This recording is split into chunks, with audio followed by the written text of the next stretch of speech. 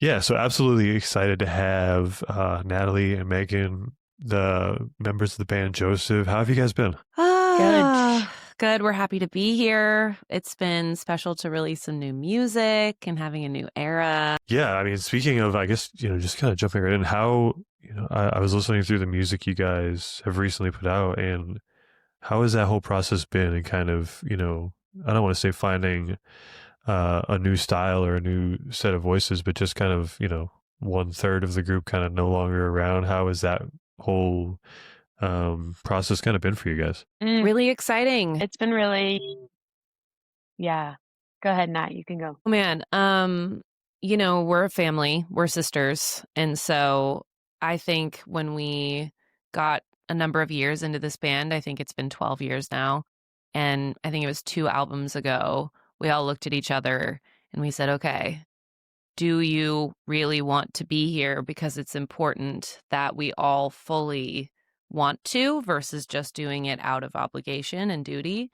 And when the time came that our other sister, Allie, was like, you know what? Want to do other things. I want to pursue other things. It's been my entire adult life. We were, it was such a complicated mix of feelings because we knew we would miss her so much, Yeah, but she's also our sister. So we wanted her to thrive. So, and then we looked at each other and said, okay, do you want to do this? Like, let's not do this out of duty. Like, if this ends, then what a great run we had, And sure. then it was really, really cool to all of the ways that, just the two of us making something together changed what it was. And it's been really cool to see how we work as a team and how so much more is required of us when it's just two. And it's been really, really, really nourishing and alive. Yeah, I mean, so how many, I mean, we'll get way in the weeds here. Are you guys separated by a lot of years, or is it pretty close, 4 years apart? 4 years. Okay. So, and obviously, Allie's still a huge part of your lives. Has she been very much supportive of the new music and loving the direction you guys are taking? Yeah. She The really biggest. hasn't. She's been, yeah, the biggest supporter, listening to everything, showing all her friends. Yeah. And She's a yeah, sounding it's board been too. Um, great. right. Yeah, absolutely. I mean, especially kind of knowing the sound you guys, made for so long, being able to, hey, does this, kind of push back there? That must be really helpful for you guys. Definitely. Were you guys, I was looking through some of the songs you guys co-wrote with a couple people. Is that normal prior to this, where you do co-write with other artists as well, or is it usually just the three of you kind of in a room? Yeah, that's our best way. We get in the studio we'll do like a songwriting camp where we'll be like, okay, different writer every day for like, 9 days in a row and just come with as many ideas as we can and see what comes. And that's like, it's fun because it puts less pressure on it in a way because you're like, we're just throwing paint at the wall and we're going to show up every single day and see what comes. And, we love doing it like that. And by this point, we have some collaborators that we love returning to and working with because it just feels like a flow. Sure. So, Yeah. yeah, it's fun. So I think out of the new songs that I listened through the whole single EP situation, not entirely, like, that confused me at times, but anyway, listen through the new It's, songs that are out. yeah. And I think my favorite one was one called Looking Back. I would just love the story Thank on you. that, and what that kind of means to you guys. Thank you. I mean, yeah, so that song really came out of a place of, like, thinking about being in communities at different points in our lives that have felt like, "Oh, everybody looks the same, everyone's doing the same thing," and I feel like if I act outside of myself and just do what they're doing, then I'll be in, and it will, like, make sense, but it feels like a dissonance in my actual spirit. And it's the thing of kind of going like, "Oh, I'm not good enough because I don't look like you, and something's wrong with me." But then really meeting yourself and going, "Oh, actually, I'm good just as I am." And like I was always there. Mm. Yeah. Isn't that's a tough conversation that I feel like everybody sooner or later has to have with themselves, isn't it? Like, I know, I mean, for me especially, like it took me, goodness, way too many years to sit down and have that conversation with myself as a child of, having to, kind of fit into my surroundings at home and in school and everything like that. To sit down and be like, is this who I am? Or is this, Right. something I've acted out for years and years and years has been a very challenging piece of therapy. Yeah. For me. So, yeah, I think maybe that's probably why the song kind of stuck out to Hmm. me. And it's a little scary at times, right? Trying to be like really facing yourself and understanding, is this me or is this, yeah, like a product of my surroundings? Oh Um, yeah. was that something that took you a long time to come to terms with, or you kind of always knew? You think? Definitely not always. I think that Natalie and I both have separate stories in the theme of this song, but I think like there's still times when I'm like having to assess and understand exactly what you said. Is this me or is this the product of other things? So, but yes, I feel like through therapy and just like facing myself, I found my way back in so many ways. But Natalie, what would you say to that? I agree. I think it's ongoing, because and we all come from different points intersectionally of like how we're driven, and I definitely fall into the category of like, oh, I want to please the people around me. I want to do what, that sameness thing feels good. It feels like belonging, and trying to hold on to self, and I think specifically for us coming from like, I think, I don't know, I'm not a parent. I don't know what it's like, but I think that, parents want their kids to be in a safe environment and a happy environment. And so there's this like very, uh, pack mentality that I think can happen for a lot of us. And for us, it came from like Yeah, the school we went to and the religious upbringing and these different things that were like, okay, this is how you stay in the fold, And so you're like sure. scanning for that. And then those moments where you do feel that dissonance and that othering can be scary. But I don't know. I think like Megan said, it's just like all those times now in adulthood where I'm like, okay, this difference is not threatening. This difference is actually Mm. important, and trying to hold that and hold on to yourself. And that is an ongoing process. Yeah, yeah, I couldn't agree more. I feel like, especially as I've gotten older, it's been those like feelings of uncomfortability I've really turned into like, oh, this is like this uncomfortableness is like you not feeling right about something and feeling like this is who you are versus this is what people want you to be. Mm-hmm. And just kind of, yeah, gaining confidence in the space that you hold, and those types of things, I think goes a long, long way. And especially for you guys as artists, right? It's Mm. even more important, right? In a day and age where like, uh, it feels like music is, not being forced in terms of like wanting to sound a certain way, but I feel like it's very easy for artists to kind of go down this path of like, oh, I'm just making music for what people want to hear versus like maybe what makes Yeah, me feel some type of way, right? Absolutely. Yeah, definitely. I think we definitely, when I first started writing songs, it was almost like the writing of the songs was the vehicle to receive a feeling of belonging, because having that like direct thing of like, I'm going to give you the thing that you want, and then that's going to make me feel good because you'll clap for me. And it's exactly like being an artist challenges that. And I think over the years, Meeks and I and Al too, but have gotten a lot better at tuning in and being like, oh, wait, I had someone say one time, like, don't write the song that you think the other person wants to hear or you think that they need. Write the song that you need to hear, period. Like, Right. and it's become this sort of like catharsis of we always like, getting our hands in the dirt of like, what is going on with me?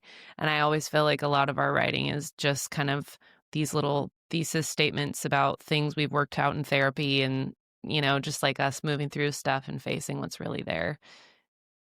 It's something we've had to Yeah, work I at. think, yeah, even for me, like, I mean, I'm not a person who makes music by any stretch of the imagination, but I find myself like, in this space at times trying to go with, music that everybody else is into and music that Mm, everybody, you know, like what's going viral at the time, and like in a space of social media, it gets super convoluted, right? Like you're like Oh trying to yeah. figure out what where you fit in the algorithm, where you fit in the social Mm. media machine, and Oof. Yep. how do you guys kind of navigate that as artists? Are you guys big into the social media life? Do you guys Oh my enjoy it? God. No, Were you No. listening in not at on all. our on our woes the last couple weeks? No. Oh We God. really struggle with it.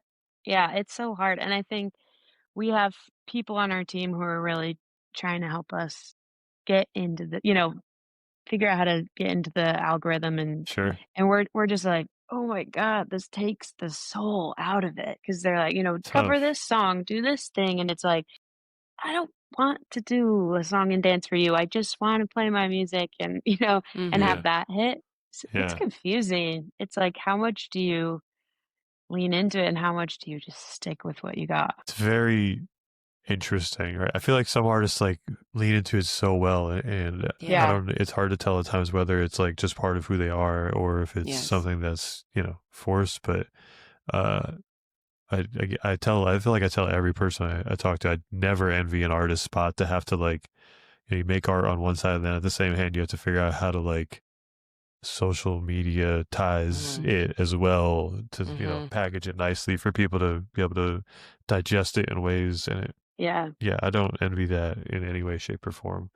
Um, but I feel like you guys have been at least around long enough that maybe you had a good Mm. following before social media Yeah. became the be all end all, right?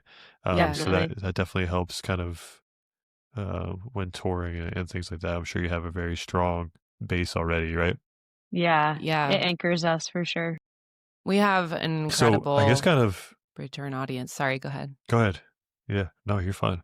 Go ahead. Sorry, Sorry, go Matt. ahead. You're I fine. think there's like a You are all lag. good. You're fine.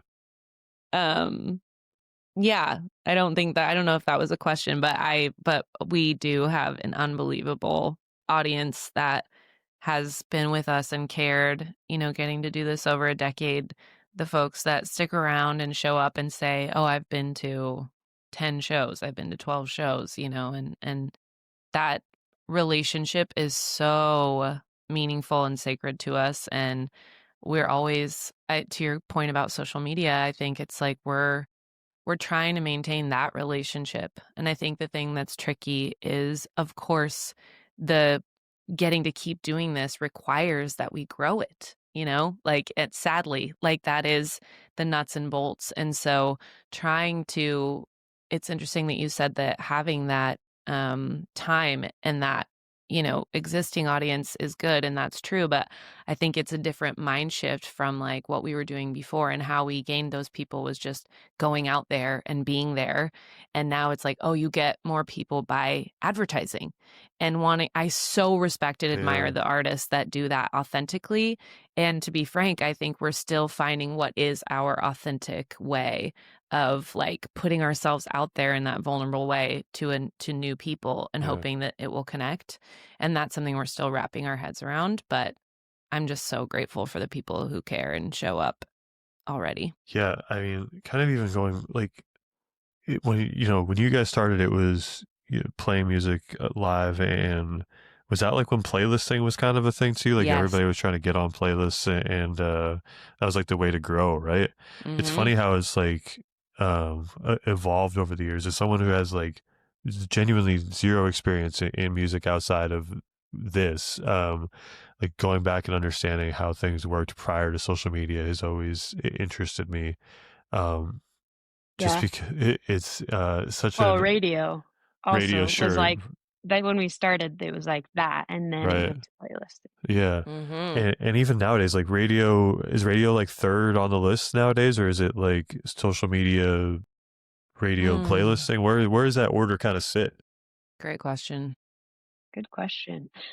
I feel like that's I don't something know. that people are asking. I think the industry is up in a tangle and trying to answer that question, because everybody's trying to like see if their systems will still work, and everyone's trying to innovate and try Yeah, new things. And I don't know, I think it's a great question. Yeah, and I'm even curious too to see like what that looks like because even in my time doing this, I feel like it's changed a little bit for me, and I feel like in the next 2-3 years it'll be look even more different. Mm. So I'm curious even to for artists what that means going forward. But I guess kind of rewinding all the way back to before you guys even made music. What when you grew up, what music were you Mm. listening to?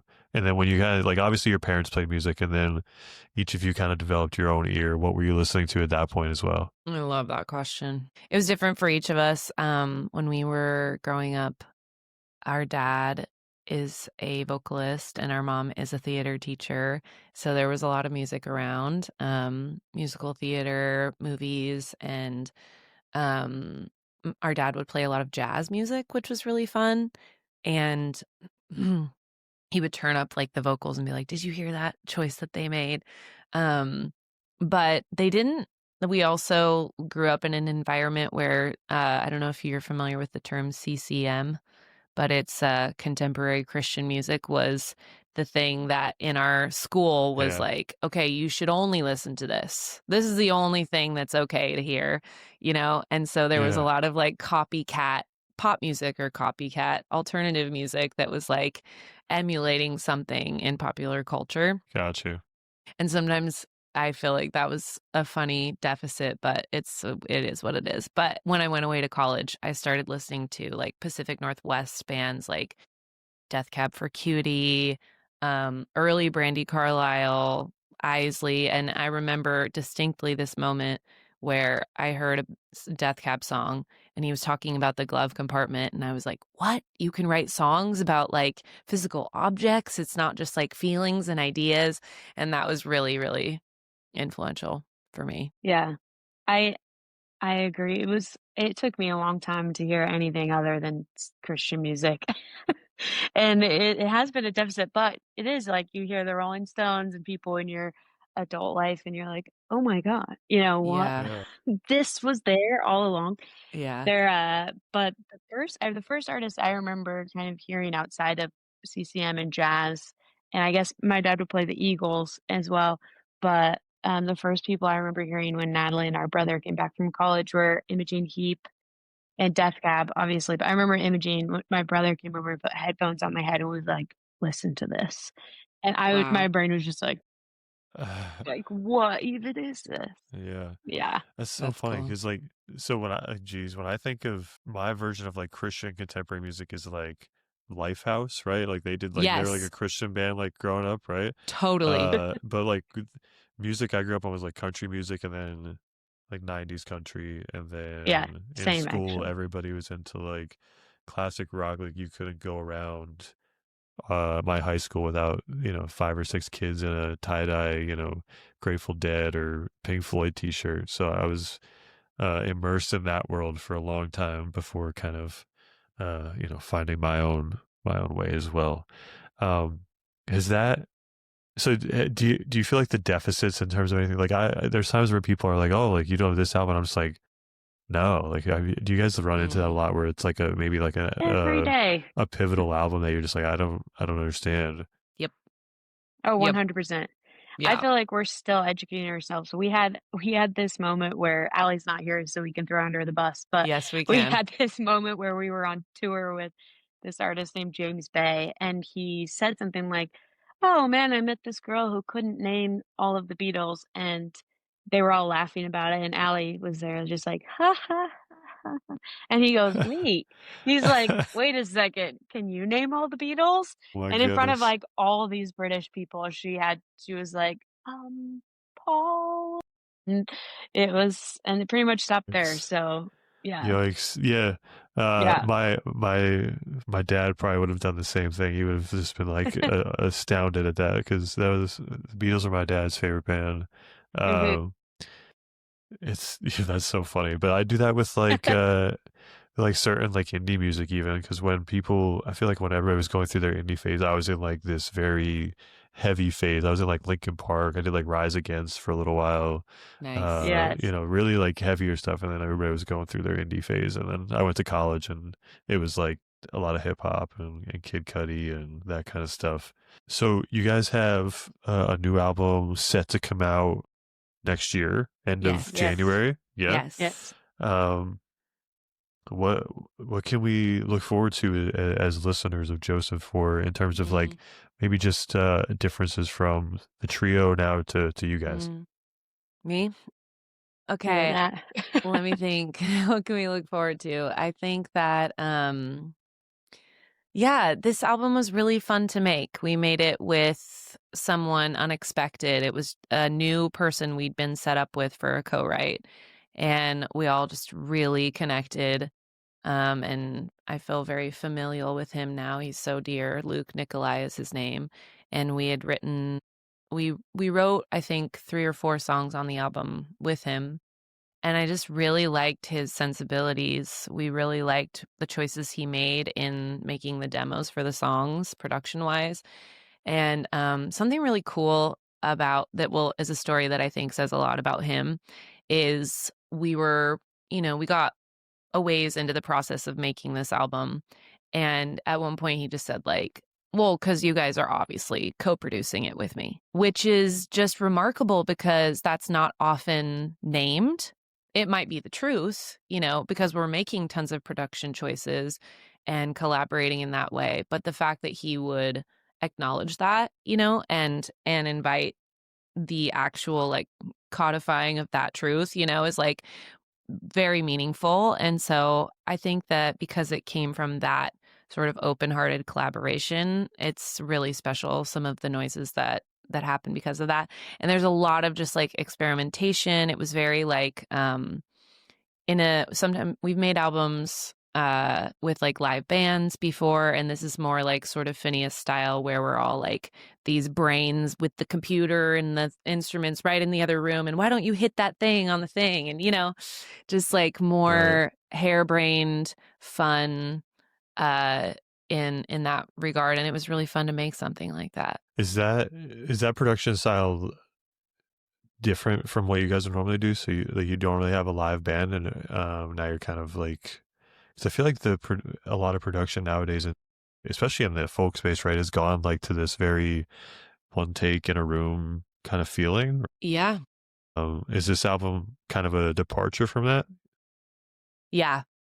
Yeah, and I would say like we've done both in the past. We've done a version of this before. But it's funny because we did talk about this album being quite stripped down and quite raw as a concept going in. And then, as always, I feel like when you go in to make a record, you're asking the song, well, what clothes do you want to wear? And then it tells you like, and that's just kind of the journey. And there are moments that are very raw and stripped down on it, but there's also like a sonic range where there's a lot of cacophony at points, and there's a lot of like loud buzzy guitars, and then there's like strange little noises, and then there's quiet. It kind of like occupies the range, I would say, and it was really, really fun. Yeah. I love that. I love the idea of that. I think, is it something you guys look forward to kind of, I mean, maybe just like a forward thought of what do you think playing this album and just playing just you two live will feel like? Awesome. We're already playing some of the songs live. Yeah, we're doing these cool small business shows where we kind of reached out to our audience. We were like, do you own a small business? And can we play kind of an intimate first listen to some of these songs? And so they've been going over so well, and it's so fun.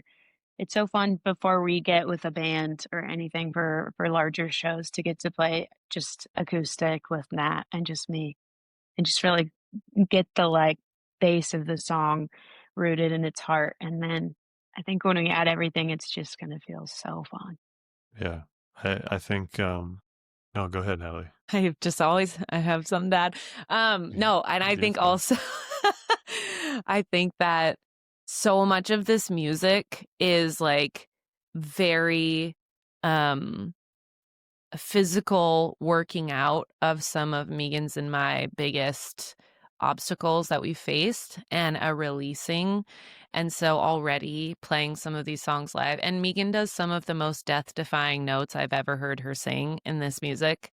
It is just, it's honestly insane to be standing next to her while she's just like in the center of this belting pitch, just like, Yeah. and I think it just is such a working out of working through a lot of release in this music. And I'm so excited to play live with a band setting to work that out with that much volume on a PA, and just like, it's going to be very, motion and like, I don't know, it's just a lot of movement, I think, if that makes sense. And I think it's going to feel really fun to do that in big rooms with audiences, hopefully singing along. Hopefully audiences. Hopefully any audience. I'm positive there will be. So obviously, you've been being around for, making music for the better part of a decade. Release day is no, stranger to you guys.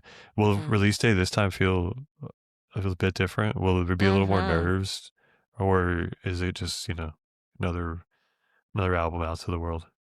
Man, I would say like maybe not nerves as much as just like open, like, wow, what's gonna happen?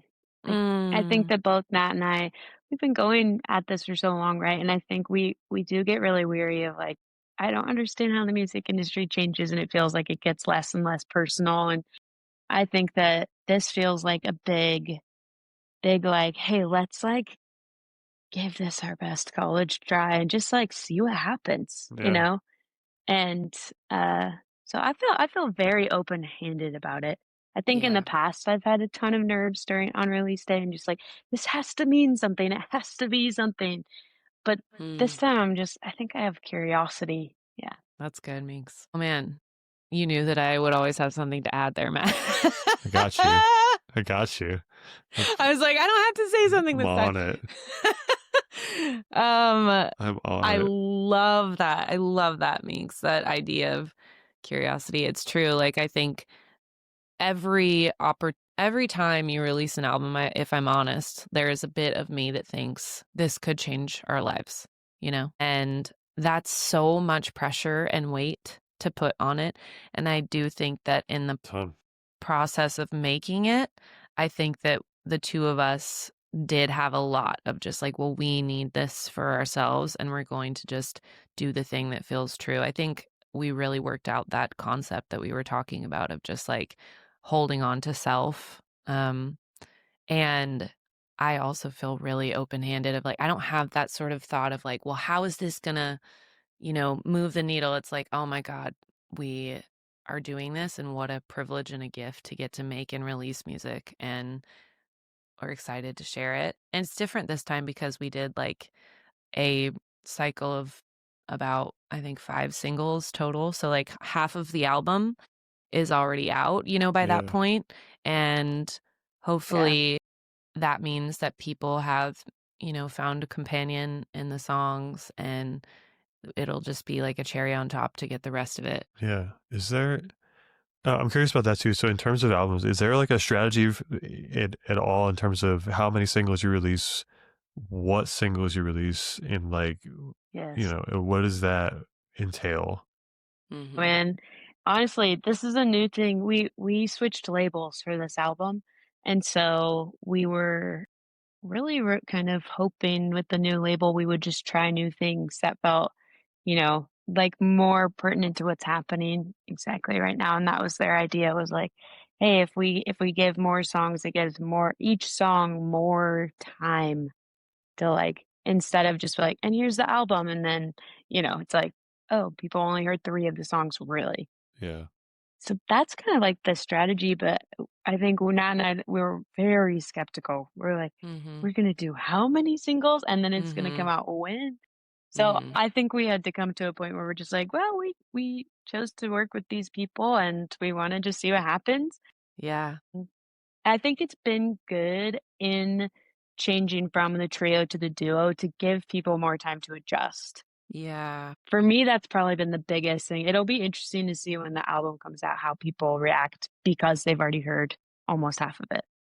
But yeah, and to your I think point, it's been Matt, good to of give ourselves wondering, time. sorry, Meeks, like to your point of wondering what, how we are doing with the like trying to get ourselves out there on social media. This is one of those strategic things because thankfully, Gotcha. I can't believe I can say this, but our audience really listens to whole albums and they really know deep cuts and they really care about like each thing that we have to say. And so this is one of those ways that we're trying to get ourselves out there to new people, is like each song is sort of like a new way to get to know new people. Yeah, I mean that makes a lot of sense. And honestly, it does feel like that's what a lot more artists are doing nowadays. Is like single. Like there's no break and lead up to an album. It's just as many, as much space as you can occupy in somebody's mind until your whole album comes out feels like Right. the way to go. Right. So it's just again part of the ever changing industry standard, right? Truly. Yep. So in terms of you guys' entire discography, maybe of just released songs, right? What song are each of you most proud of? Wow. That's a great question. I heard you ask that I of Sarah love- Klang, and I was like, oh my God, I better be prepared for this. Yeah. Ask that of everyone, and it's probably like my favorite question to ask because it's not always, it's an interesting answer every time. Oh, man, okay, I have a couple answers. We put out an EP called Stay Awake that I think is maybe my favorite thing we've ever put out. It just was like very raw and very just us. And then as far as songs go, I think my two favorite songs we've ever released were called Revolving Door and then Slow Dance. Slow Dance, right? That's what it's called. Yeah, Slow Dance. Yeah, I love those songs. Yeah. Did you say NY, Matt? Is that part of it? You could put an NY. You don't have to. Yeah, Oh. no, you don't have to put an NY. It is perfectly. It is not a requirement of the question. Hear me being older sister. And why? And why would be I think the content of those two songs that I mentioned were so deeply personal to me, and the melodies are just my favorite. They're some of my favorite melodies. I love that. I was just trying to buy myself more time before I had to answer the question. I think that I will say that the most recent song that I'm most proud of is By and By, because I feel like to me that is absolutely this distillation of my coming of age into late 30s and being like, oh wow, like none of what I tried to do in this life turned out the way that I planned. And how do I have compassion and acceptance for myself in the past to face what's coming? And I love how the recording turned out so much. Yeah, I love that. I think as someone in their mid 30s, reconciling with what I thought life would be is a weird notion. So the next question I always get to is, I live my life in music curation, so I always ask you guys to put me on to an artist or a project you've been really into recently. Cool. Okay, hang on. Let's The think. the first one that comes to mind is a band that I am obsessed with right now called Glom. And I don't even have language to describe what it is, but I never know what the descriptors are for music that's like has guitar riffs, but it's very melodic and it like has a sort of movie like quality, but if you want to, like, it's really catchy. It's that. I'm really, really into that band Glom right now. So check them out. If I can, two bands. One, Great Grandpa. They're awesome. Their song called Emma. I'm obsessed. Same. And then The Man, the Myth, The Meat Slab. What So a good. crazy band name, but such good songs. Crazy band name, yeah. Crazy band name indeed. Okay, wait, one amazing. more. Love Shoot. that. Okay, Let's Mini hear it. Trees. I'm also obsessed with Mini Trees right now. So there's 4. 4, love it. Amazing. So I guess in kind of in wrapping up, guys, like what can we look forward to? Obviously the album, but what else can we expect here upcoming from you guys? We got tour dates. We are doing those. Yeah, we're tour dates. We're doing a few more of those small business shows on the East Coast that are really special. And then we're releasing some new tour dates soon for January, February, Amazing. March, I suppose, too. Maybe. Who knows? Yeah, Who knows? who knows? Well, I appreciate you guys taking the time today, and Thank yeah, I you. can't wait Thank to listen to you. the new album, and Thanks. We'll it send it to means a you. lot to have you guys on. Absolutely. Thank you That'd be so great. much Thank for you, your Matt. time. Thank you. Yeah, absolutely.